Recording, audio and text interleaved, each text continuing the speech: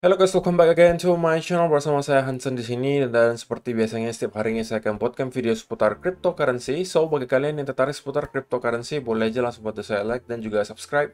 Jangan lupa juga untuk hidupkan lonceng notifikasinya supaya kalian gak ketinggalan update terbaru seputar cryptocurrency. Oke, pada hari ini guys kembali kita akan bahas seputaran Bitcoin dan seperti biasa kita bakalan mulai dari coin market cap terlebih dahulu. Per hari ini secara global market cap crypto berada di angka 936 billion dolar atau turun sekitar 0,5%.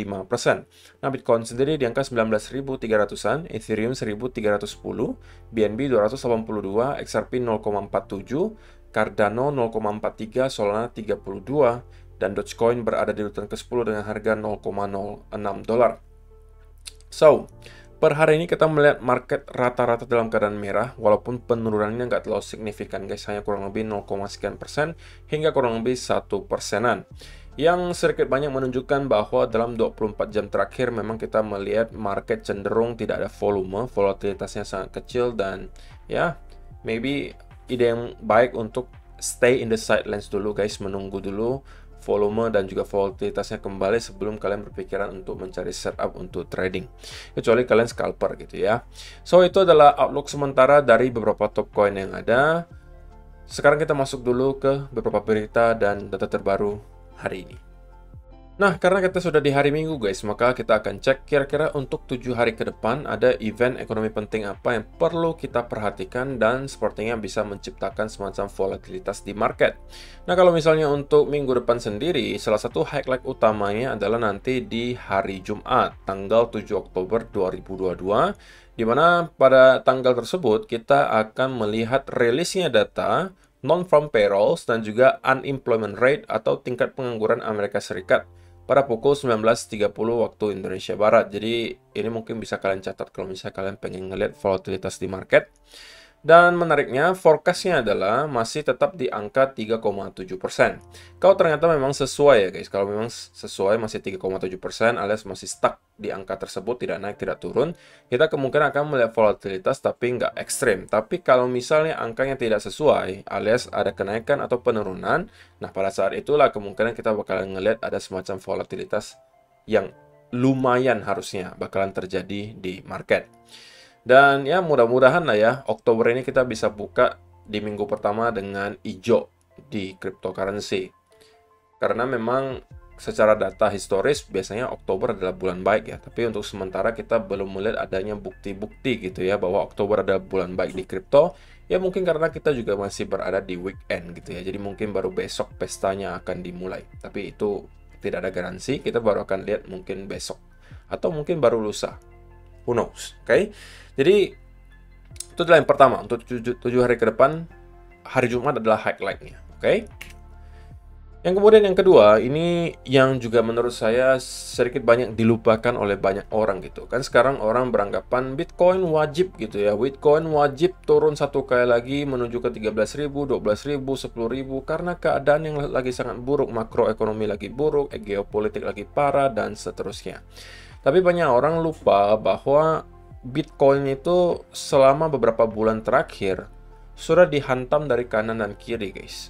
Oke, semua hal yang buruk-buruk itu semuanya bermunculan dan so far gitu ya, untuk sementara Bitcoin terlihat cukup baik dalam memaintain area supportnya di 19.000. Oke, seperti yang juga disampaikan oleh Stock Money Lizards. Take a look.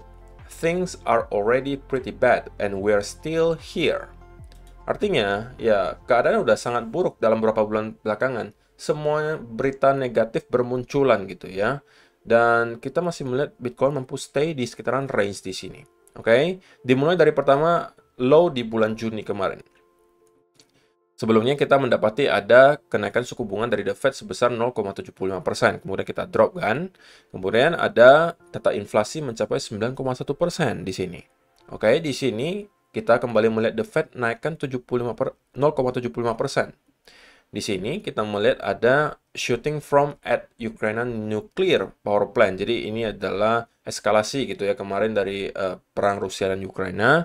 Kemudian ada data inflasi yang juga rumornya masih sangat tinggi. Kemudian di sini data CPI keluarnya lebih tinggi daripada ekspektasi. Kemudian The Fed naikkan lagi suku bunga 0,75%. Kemudian ada peledakan pipa Nord Stream, ada ketakutan akan Perang Dunia Ketiga, dan ada annexation speech. Jadi semuanya sudah terjadi, guys. Itu semuanya adalah hal-hal buruk. Dan so far Bitcoin masih mampu maintain di area ini, gitu ya. Jadi itu adalah mungkin bisa kita kategorikan berita baiknya gitu. Sedangkan kita bisa melihat stock market itu udah membentuk lower low baru, gitu ya. Euro itu masih sangat terdevaluasi.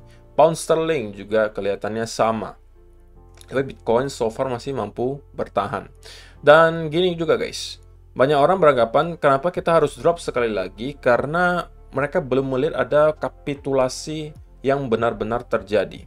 Karena kan setiap bear market selalu ada satu candle terakhir gitu ya, yang merah banget, tebal banget ke bawah, oke?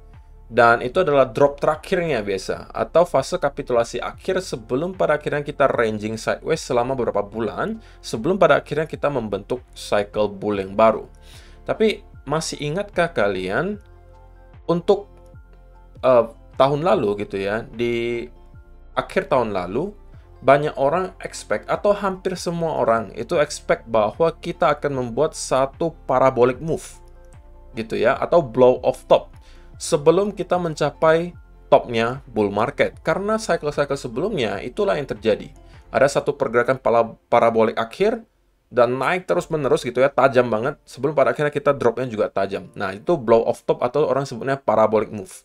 Di setiap cycle ada, kecuali cycle terakhir ini kita nggak mendapatkan blow off top atau parabolic move. Nah, parabolic move di bull cycle sekarang sudah tidak ada. Apakah kalian juga ekspektasikan bahwa fase kapitulasi akhir di bear market itu harus kembali terulang? Apakah menurut kalian kapitulasi yang terjadi selama beberapa bulan belakangan belum cukup? Jadi itu yang perlu kalian keep in mind guys. Oke, bahwa tidak selamanya kita akan terus mengulang gitu ya. Seperti yang juga saya sudah contohkan tadi, bahwa di cycle kali ini saja kita tidak melihat ada blow off top. Alias semuanya ekspektasi ada blow off top, tapi tidak terjadi. Sekarang sebaliknya, semuanya orang expect ada candle atau fase kapitulasi akhir. Sudah hampir semuanya. Nah, apakah pertanyaannya akan dikasih? Nah, mungkin kita bisa tahu jawabannya dalam beberapa bulan ke depan. Oke, jadi untuk sementara kita melihat Bitcoin bertahan cukup baik kalau kita bandingkan dengan beberapa aset kelas lainnya. Gold saja yang dikategorikan sebagai safe haven, beberapa minggu belakangan performanya juga tidak sebaik yang diekspektasikan. Gitu ya. Jadi itu adalah beberapa hal dan berita dan data yang perlu saya sampaikan untuk kalian hari ini. Sebelum kita masuk ke chart, sekali lagi untuk kalian yang masih mencari exchange untuk melakukan diversifikasi aset, mungkin Bybit bisa kalian jadikan salah satu yang diconsider. Karena di Bybit kalian bisa memanfaatkan fitur-fitur yang ada.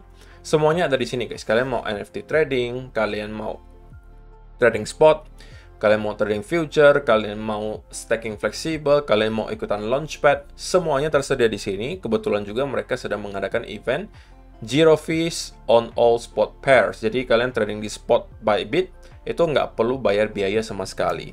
Dan menariknya juga, kalau misalnya kalian mendaftar dengan link yang ada di kolom description box di bawah, maka kalian juga berkesempatan memenangkan reward hingga 60-an juta rupiah. Jadi tunggu apa lagi? Langsung saja klik link yang ada di kolom description box di bawah untuk mendaftar di Bybit. So, itu adalah beberapa data dan berita hari ini yang pengen saya sampaikan untuk kalian guys. Sekarang kita masuk ke chartnya Bitcoin. Dan ya, saya pengen mulai mungkin dari weekly chart terlebih dahulu ya guys. Karena mungkin kita sekarang udah di hari Minggu lagi.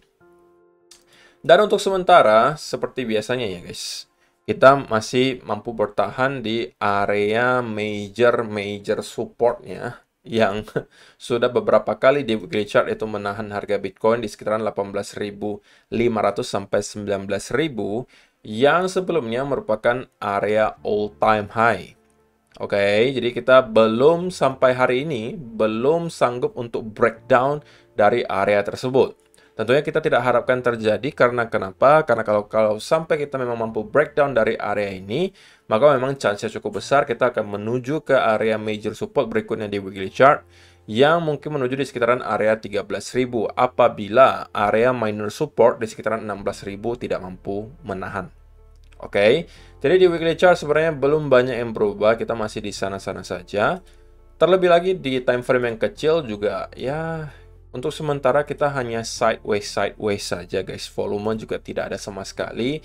Saya juga bingung apa yang mau saya jelaskan ke kalian karena harganya itu nggak bergerak gitu guys. Oke, dari kemarin ya kita hanya main di range sekitar di sini saja. Volumenya juga tidak ada. Cenderung ketika volume kecil seperti ini, saya sangat tidak sarankan kalian untuk trade guys. Kenapa? Karena liquidity di market itu lagi kecil banget, otomatis untuk menggerakkan harga ke salah satu arah itu lebih gampang gitu ya, sehingga rawan akan manipulasi. Jadi kalau misalnya kalian memang pengen trade dalam keadaan weekend, ya pastikan kalian menerapkan risk management yang baik. Untuk saya pribadi tetap sama, saya bersabar dulu dengan market yang seperti ini. Menurut saya juga nggak worth it kalian mau buy maupun sell dalam keadaan sideways seperti ini. Itu ya sama-sama nggak ada cuannya gitu, gerakannya aja nggak ada.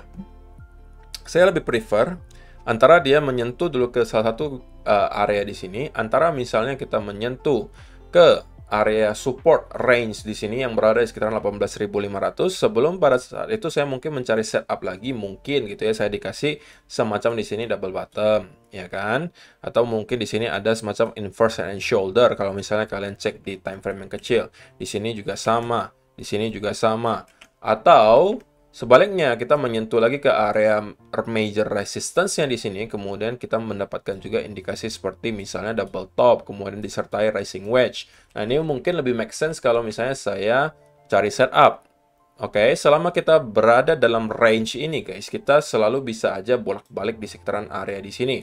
Jadi make sense kalau misalnya kita akan mencari setup, atau saya pribadi akan cari setup long di sekitaran sini, kemudian setup short untuk area di sini. Selama kita belum mampu break dan juga maintain di atas atau di bawah area di sini, maka kita cenderung akan bolak-balik dulu di sekitaran area di sini.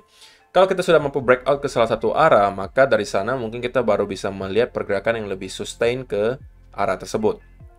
Kalau kita breakout, ya saya lebih pengen sih kalau kita breakout tentunya gitu ya, sebagai seorang investor breakout ke arah atas.